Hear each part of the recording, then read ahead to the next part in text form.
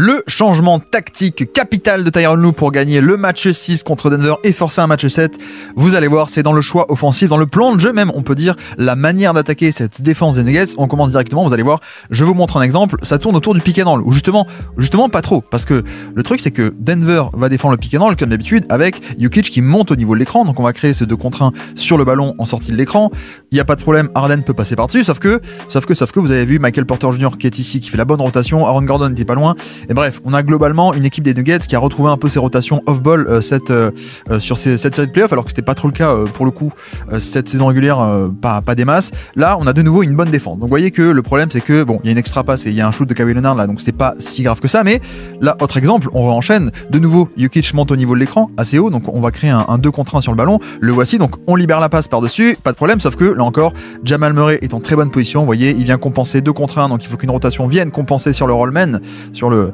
gros, sur le poseur d'écran, qui fait une extra passe, voilà. Sauf que le problème c'est ça. Le problème c'est que Chris Dunn, c'est une valve de décompression pour la défense où il y a bien quelqu'un sur lequel on n'a pas besoin de faire la rotation, donc ça permet un peu de compenser ailleurs. Finalement, on n'est pas obligé de faire la débandade sur les 5 joueurs. Non, il y a un mec qu'on peut laisser ouvert au final, et donc c'est Chris Dunn. Donc c'est vrai que finalement ce côté, la bonne défense des Nuggets fait que Tyronn Lue s'est dit on va essayer d'attaquer autrement. On va arrêter d'attaquer Jokic directement sur pick and roll, et vous voyez qu'est-ce qu'on fait, on l'attaque en tant que défenseur en deuxième rideau. Pourquoi ? Parce que très simplement, en fait, Jokic est un défenseur, un protecteur de panier qui n'est pas compétent. Ça, vous le savez, on le sait tous. Il n'est pas non plus parfait au pick and roll, on l'a dit, il est obligé de monter sur l'écran et qu'on le protège derrière. Mais comme ça marchait pas, comme la défense en deuxième rideau des Nuggets est très bonne sur cette série, finalement, on fait autrement. Et donc, qu'est-ce qu'on fait ? On va insister sur les pick and roll entre petits, comme on dit, les small pick and roll, donc pick and roll entre des extérieurs. Donc là, en l'occurrence, premier exemple, on va cibler Michael Porter Jr. Voilà, donc que fait Denver ? Ils veulent pas switcher, ils veulent pas concéder Michael Porter sur James Harden, donc edge and recover, voilà, il edge ici, il monte au niveau de l'écran un peu plus haut là pour gêner, et puis ensuite il va revenir, sauf que le temps qu'il revienne, Chris Dunn s'échappe tout seul, et surtout le plan de jeu, c'est de mettre Jokic dans cette zone et de cibler sa protection de panier qui n'est pas bonne, hein. Vous voyez que là il est dans la zone et pourtant il fait pas l'action du tout parce que c'est pas du tout son jeu. Donc c'est le plan de jeu va vraiment tourner autour de ça, autour de placer Jokic sous le panier là encore une fois et de l'attaquer et d'aller un peu tester sa protection de panier. Là on n'a même pas de pick and roll. Vous voyez que Chris Dunn arrive pour poser un écran ici, sauf que Harden n'attend pas, il refuse l'écran et il attaque directement 1 contre 1, isolation, et Zubac se met sous le panier, Jokic est donc sous le panier également, et on va venir tester et attaquer Jokic non plus sur pick and roll comme depuis le début de la série, mais sur sa protection de panier. Vous voyez que là encore, un exemple avec Kawhi Leonard, on fait pas venir Jokic en tant que défenseur du poseur d'écran, pas d'écran, juste hop, Zubac, tu vas te placer sous le panier et on va attaquer, on va cibler Jokic sur ce deuxième rideau finalement. Qu'est-ce qui se passe ici ? Pour une fois, il monte un pot, il vient aider sur Kawhi, donc petite passe de Kawhi pour Zubac qui est totalement libre d'enchaîner avec son petit flotteur là parce que voilà. Là, clairement, un Draymond Green, un Mobley, un Jaren Jackson, un Gobert, il serait un peu capable de faire le balayage entre les deux avec la taille, l'envergure, le savoir-faire, etc. C'est pas le cas de Jokic. Donc ce balayage géré sur 1 contre 2 entre que je viens aider et je couvre aussi le mec derrière, c'est compliqué pour Jokic. Donc c'est comme ça qu'on va le cibler en fait. Il n'y a pas plus de pick and roll vu que le deuxième rideau des Nuggets sur pick and roll est très bon et arrive à compenser. Non, on va l'attaquer. On place Zubac sous le panier pour aller cibler sous le panier également Jokic et en fait faire mal non pas sur son pick and roll mais sur sa protection de panier. Là encore, vous voyez, on a Zubac qui se met sous le panier et donc Jokic l'est également, et en début d'action on a vu aussi est-ce que j'ai coupé trop tôt ? Non, voilà, écran, donc pick and roll entre petits, cette fois on va cibler Jamal Murray, comme ça Harden peut attaquer en 1 contre 1 Jamal Murray, le voici. Alors on fait pause aussi, pourquoi ça l'aide ne peut pas venir d'ici de Christian Brown, parce qu'il y a un bon shooter dans le corner donc on peut pas venir aider ici trop franchement. Là pareil, on met Kawhi Leonard qui est un bon shooter à une passe près, comme ça le terrain ne peut pas être totalement rétréci, et on va venir tester, on va au panier, et là il va au panier, et en effet pas non plus de rotation, pas non plus de... Voilà, Jokic peut être par là, et c'est vrai que là encore, un défenseur d'élite, probablement, il aurait fait la rotation sous le panier. Alors l'angle est un peu compliqué ici, mais il aurait peut-être fait le contre, fait l'action au panier, c'est pas le cas. Donc, encore une fois, ce plan de jeu du match 6, de aller cibler la rim protection de Jokic une nouvelle fois, vous avez vu, que se passe-t-il ? 3 points qui finit grand ouvert dans le corner. Bon, malheureusement, manqué. Mais là, qu'est-ce qui se passe ? Encore une fois, pick and roll entre petits. On va essayer de créer un switch. On l'a créé. On place Jokic et Zubac sous le placé. Enfin, on place Zubac sous le panier. Comme ça, Jokic l'est également. Et cette fois, en fait, vu que Jokic n'est pas bon en protection de panier, que font les Nuggets ? Ils essayent d'aider et de boucher le terrain avec quelqu'un d'autre. Avec Christian Brown qui abandonne Derrick Jones Jr. là, qui vient boucher l'espace. Sauf que, forcément, quand il y a beaucoup de monde dans la raquette qui viennent aider, on a quelqu'un de libre dans le corner, c'est Jones Jr. Voilà, corner ouvert à 3 points, un tir de grande qualité qu'il ne met pas, mais un tir de grande qualité tout de même. Et puis de nouveau, isolation, pas d'écran, pas de Harden qui va cibler Jokic sur pick and roll, non, juste isolation et tester Jokic, tester son deuxième rideau. Donc là voilà, d'habitude plutôt dans la série on aurait eu Harden qui fait monter Jokic sur pick and roll pour le cibler de cette manière, là non, là juste isolation, beaucoup d'espace, vous avez vu, hein. Personne sur l'aile, comme ça personne peut venir aider et boucher l'espace en tête de raquette et l'empêcher de faire son drive, personne de l'autre côté non plus, hein, pour le coup, donc beaucoup d'espace, drive et ensuite voilà, ce 1 contre 2, je dois stopper le drive et aussi aider derrière et pas totalement abandonner le finisseur au panier, bah ça Jokic le fait mal, de nouveau isolation, on attaque et bon là il y a aussi des fois où Jokic au bout d'un moment il s'en rend compte, hein, le bon ajustement, mais ok, Jokic fait l'action, il arrive à bien gérer le 1 contre 2, là pour le coup, là on parlait de ça, c'est 1 contre 2, là il le gère bien, c'est-à-dire que la passe est faite un peu trop tôt, donc j'arrive à reculer et hop, et intercepter. Cela dit, notez encore une fois la structure du terrain, c'est-à-dire que comme on sait, comme Tyronn Lue sait qu'on va faire une isolation et pas un pick and roll, regardez à quel point hop, les joueurs des Clippers sont à plat ici, ligne de fond, et surtout donc personne trop sur l'aile droite et sur l'aile gauche pour venir gêner le drive en début de drive, non, plein d'espace pour que Harden prenne de la vitesse et puisse pénétrer en 1 contre 1. Donc voici, de nouveau cette fois on a un pick and roll entre petits ici même au niveau de la ligne médiane, voilà, comme ça on arrive à créer le switch, on obtient Jamal Murray, on l'attaque dans l'espace, et alors cette fois c'est pas Jokic, hein, c'est DeAndre Jordan, mais c'est pareil évidemment, donc on va un peu tester sa protection de panier. Cette fois Jordan vient très tôt dans la possession, il vient très tôt gêné, donc là le 2 contre 1 est ici, cette fois c'est pas Zubac qui est sur le terrain, c'est Batum pardon, donc Zubac aurait été ici pour juste un petit lay-up autour du panier derrière Jordan, c'est pas le cas, on a un shooter à 3 points, donc kick out et 3 points ouverts encore une fois pour les Clippers. Donc voilà, ce même procédé de, allez, on va pas amener Jordan ou Jokic sur le pick and roll, on va tester la protection dans le deuxième rideau, et là encore cette fois elle y est pas du tout, là elle y est pas du tout. Autre action avec Jordan, on le fait pas monter, pick and roll entre petits avec Bogdanovic, voilà, comme ça le switch est fait avec Michael Porter Jr.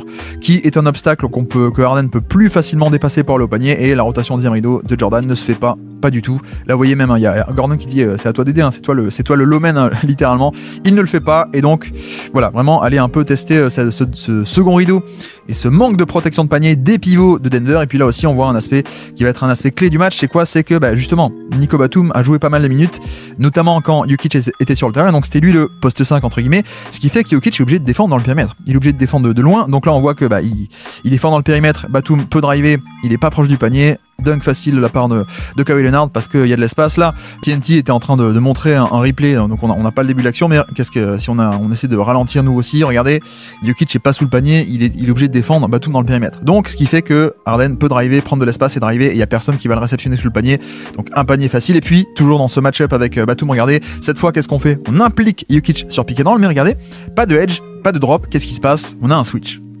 Voilà, on a un switch, et donc Denver concède le 1 contre 1, et pourquoi? Parce qu'en fait le poseur d'écran c'est pas Zubac, c'est Batum, donc forcément Jokic reste sur Harden, mais Jamal Murray qu'est-ce qu'il fait? Il peut pas retourner lui aussi sur Harden, il est obligé de revenir, sinon en fait si on avait un 2 contre 1 ici, que Jamal Murray restait sur Harden, il y aura un pick and pop ouvert facile à une passe près, donc on est obligé de switcher, et donc qui dit switch dit 1 contre 1, et dit step back à 3 points facile avec plein d'espace, parce que voilà, Jokic sur ce 1 contre 1, bon la priorité c'est de pas se faire allumer au niveau du drive, hein, parce que c'est là où il peut être vulnérable, donc il reste assez loin, et donc vu qu'il reste loin, Harden prend le pull-up à 3 points, le step back, c'est magnifique.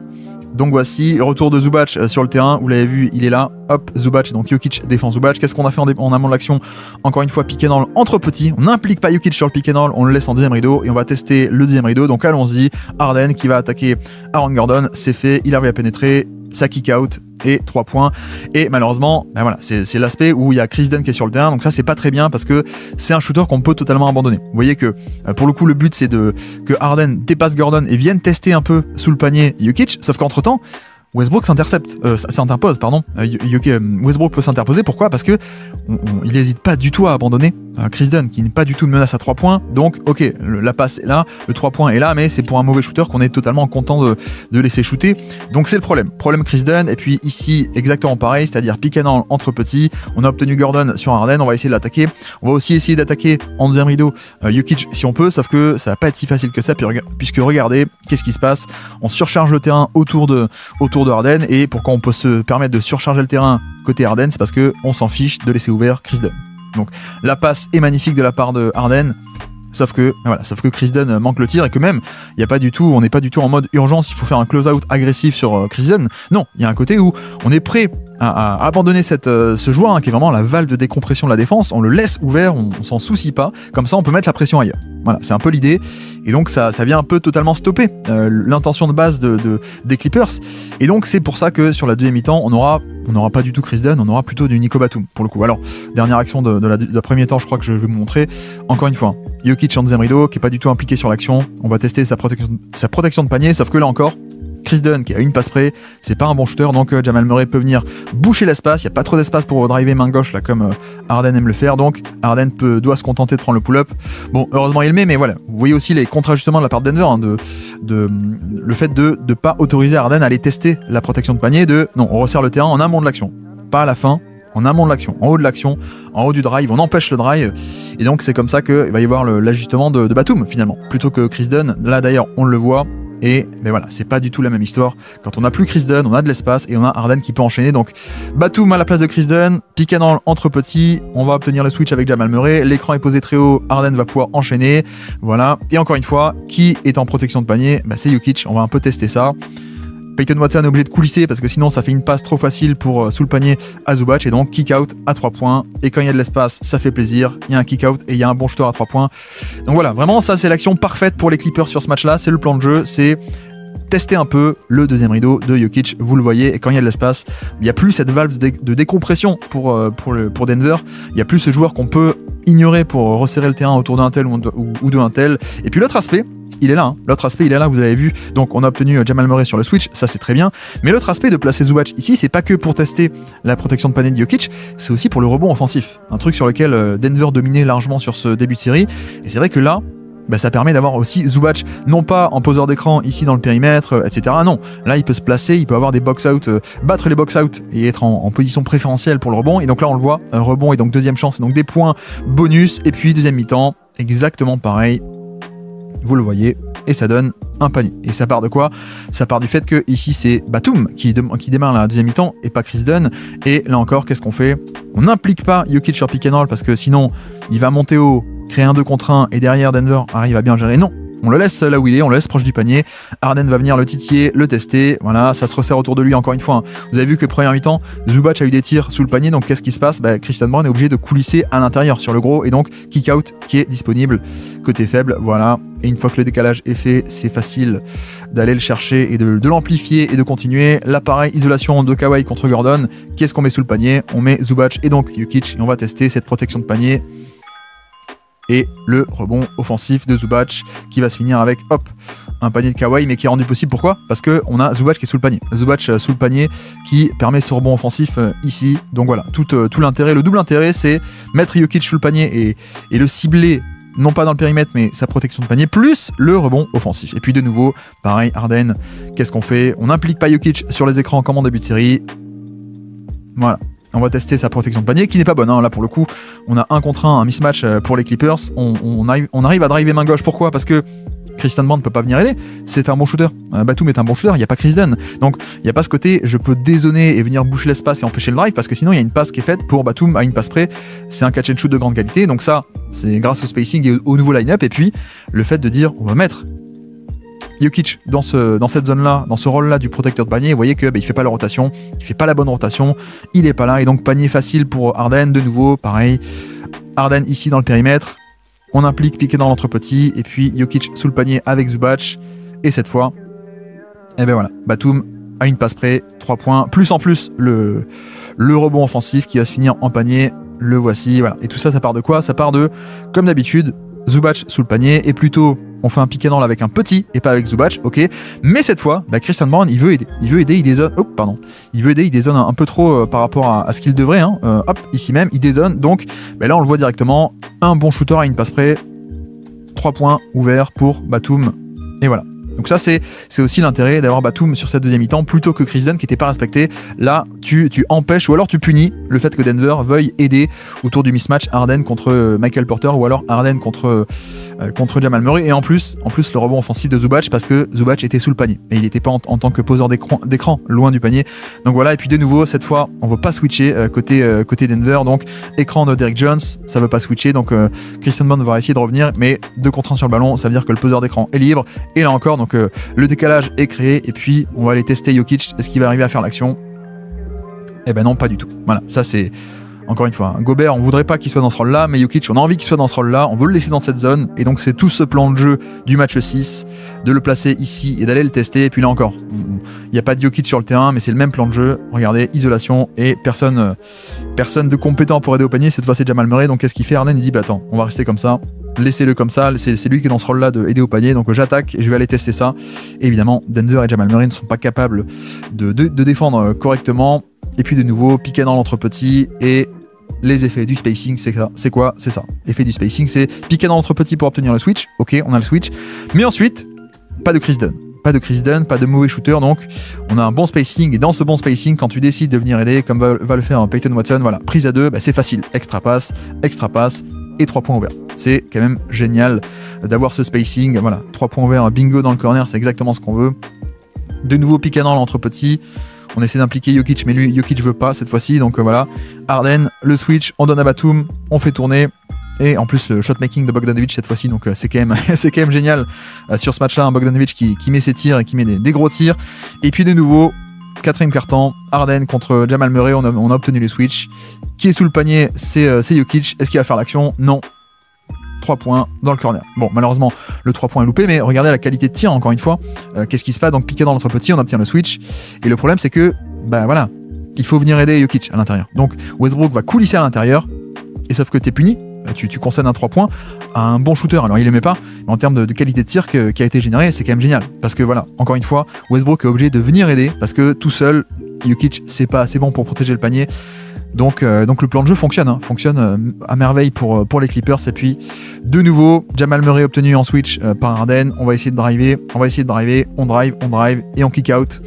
Et une fois que le décalage est fait, c'est fini. De lancer franc pour Norman Powell. Pourquoi aussi? Parce que là encore, regardez le spacing parfait. Donc Christian Brown qui hésite, il va venir dézoner un tout petit peu trop. Il vient un tout petit peu trop sur Harden et donc Harden re-kick out. Et une fois que le décalage est fait, Norman Powell peut l'attaquer. Et c'est beaucoup plus facile, donc voici pour 2 lancers francs. Et puis dernière action, cette fois c'est Kawhi Leonard qui a obtenu Jamal Murray sur un switch. Encore une fois, on compte on laisse Jokic sous le panier, mais sauf que ça va pas suffire. Christian Brown va venir aussi aider et pas laisser Jokic en deuxième rideau. Cette fois c'est Christian Brown qui vient en deuxième rideau, mais donc forcément il y a un peu, s'il y a un surnombre de ce côté-là, ça veut dire qu'il y a un sous-nombre de l'autre côté pour Denver. Et donc une fois que le décalage est créé, il y a juste à kick out. Et comme il y a le bon spacing, on peut extra pass. Et dans le corner, le dagger, le coup de poignard de la part de Norman Powell pour conclure ce match. Les Clippers qui gagnent ce match 6 et qui forcent un match 7 à venir pour décider du sort de cette série. J'espère que ce décryptage vous aura plu. On se dit à très bientôt. Ciao.